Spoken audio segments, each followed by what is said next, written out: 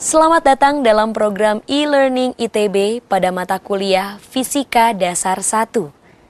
Dan pada kesempatan kali ini, kita akan membahas bersama-sama mengenai momentum. Perhatikanlah dari beberapa kasus yang dapat kita temui dalam kehidupan sehari-hari.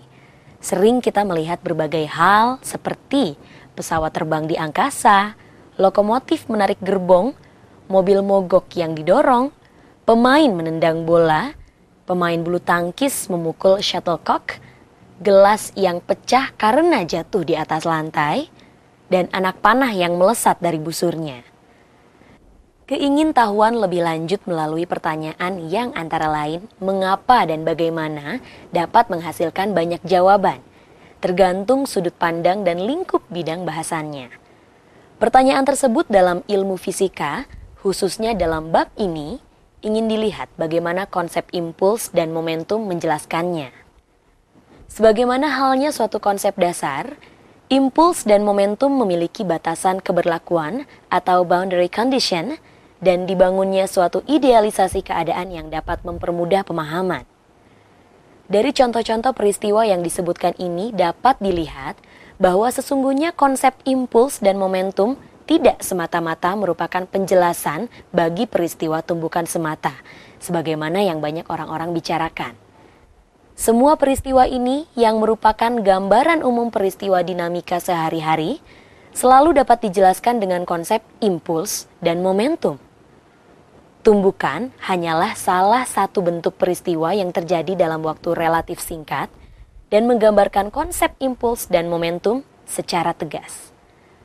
Dari semua contoh di atas, dapat dilihat bahwa dalam suatu peristiwa yang terjadi, selalu terlibat atau melibatkan lebih dari satu benda. Pengertian benda di sini dapat berupa benda titik atau suatu sistem benda, yang selanjutnya pun semua unsur yang terlibat dalam peristiwa tersebut dapat pula dipandang sebagai suatu sistem atau suatu kesatuan yang utuh. Pembahasan dalam bab ini akan dilakukan secara bertahap. Dimulai dari peristiwa yang terjadi pada benda titik, selanjutnya beberapa atau banyak benda titik ini dipandang sebagai suatu kesatuan, suatu sistem, atau satu benda. Perlu dipertegas lagi bahwa yang dimaksud sebagai benda titik adalah benda yang tidak memiliki ukuran dan berbentuk bola. Sedangkan yang dimaksud dengan benda adalah sesuatu yang memiliki bentuk dan ukuran. Sebagai konsekuensi atau akibat dari konsep benda titik, maka tidak dikenal adanya perubahan bentuk padanya. Berbeda dengan benda yang secara nyata kita jumpai sehari-hari.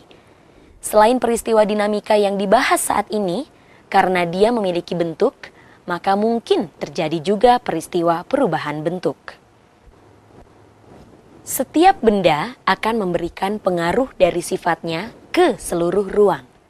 Pengaruh ini dalam fisika dinyatakan sebagai medan. Sebagai contoh, sifat materi akan mempengaruhi ruang dengan sebutan medan gravitasi. Sifat kelistrikan akan mempengaruhi ruang dengan sebutan medan listrik. Sifat kemagnetan akan mempengaruhi ruang dengan sebutan medan magnet. Bila terdapat dua benda atau lebih, setiap sifat tersebut akan saling mempengaruhi satu sama lain. Selanjutnya kita sebut sebagai interaksi antar sifat benda yang bersangkutan. Interaksi dapat terlihat dalam bentuk peristiwa saling menarik atau saling menolak satu sama lain. Baik dari proses saling menarik atau saling menolak satu sama lain, pada masing-masing benda yang berinteraksi tentunya akan terjadi perubahan. Proses interaksi ada yang memandangnya sebagai suatu bentuk sebab akibat, sehingga bentuk penyebab atau yang memberikan pengaruh dinyatakan sebagai aksi, dan bentuk akibat atau yang membalas pengaruh sejenis dinyatakan sebagai reaksi atau tanggap atas aksi atau respons. Selama proses interaksi akan terjadi peristiwa yang satu memberikan salah satu kompetensinya dan yang lain akan menerimanya.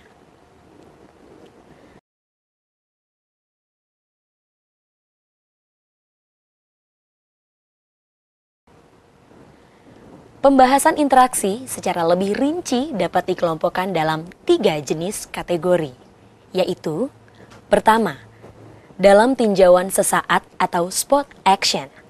Kedua, dalam tinjauan domain ruang real atau space domain. Dan ketiga, dalam tinjauan domain ruang waktu atau time domain. Tinjauan spot action dalam fisika dinyatakan oleh besaran gaya sebagai bentuk aksi dan percepatan sebagai bentuk respon yang dibahas dalam bab dinamika. Tinjauan dalam ruang real atau space domain dalam fisika dinyatakan oleh besaran usaha dan energi. Tinjauan dalam ruang waktu atau time domain akan kita bahas selanjutnya dalam bab ini, yaitu yang menyangkut impuls dan momentum. Perlu ditegaskan lagi di sini bahwa ketiga jenis interaksi ini sesungguhnya adalah satu peristiwa yang ditinjau dari 3 sifat berbeda yang sekaligus dimiliki oleh benda-benda yang sedang berinteraksi. Sebagai perbandingan dari pengertian ini, sebagaimana layaknya kita sebagai manusia, pertama sebagai benda, akan tunduk pada sifat-sifatnya sebagai benda, dan kedua sebagai makhluk hidup akan tunduk pada sifat-sifatnya makhluk hidup, yaitu ada metabolisme, proses pencernaan, pernafasan, dan lain-lain. Artinya, ketika manusia makan, sebagai benda ada proses penambahan benda yang sekaligus sebagai makhluk hidup terjadi pula sifat kehidupan, mulai tingkat sel, reaksi biokimia, dan proses pertumbuhan. Tinjauan interaksi dalam ruang waktu menyajikan pasangan besaran fisika yang disebut impuls dan momentum. Artinya, kedua besaran fisika ini ada secara bersamaan selama interaksi berlangsung. Telah diketahui dalam tinjauan sesaat atau spot action bahwa suatu interaksi dinyatakan oleh gaya yang bekerja pada suatu benda yang ditinjau. Bagaimanakah perilaku aksi gaya dalam ruang waktu? Besaran fisis baru ini didefinisikan sebagai impuls gaya atau impuls saja. Dalam peristiwa interaksi ini dapat dipandang bahwa besaran impuls sebagai penyebab atau aksi dan sebagai akibat atau reaksinya dinyatakan oleh besaran perubahan momentum. Dapat diartikan pula bahwa benda yang kita bicarakan menerima impuls dari luar dan sebagai respons atas impuls ini, benda memiliki besaran perubahan momentum. Dengan demikian, kedua besaran ini berada pada dua benda yang berinteraksi. Artinya, kedua besaran ini tidak dapat dijumlahkan, namun memiliki nilai yang sama. Dengan lain perkataan, kedua besaran ini bila dijumlahkan, hasilnya 0. Pada benda yang dibicarakan saat itu dipandang sedang memiliki suatu besaran momentum tertentu. Nilai tertentu ini dapat saja bernilai 0. Dikatakan bahwa benda mendapat impuls dari luar, artinya mendapat sejumlah nilai momentum tertentu dari luar.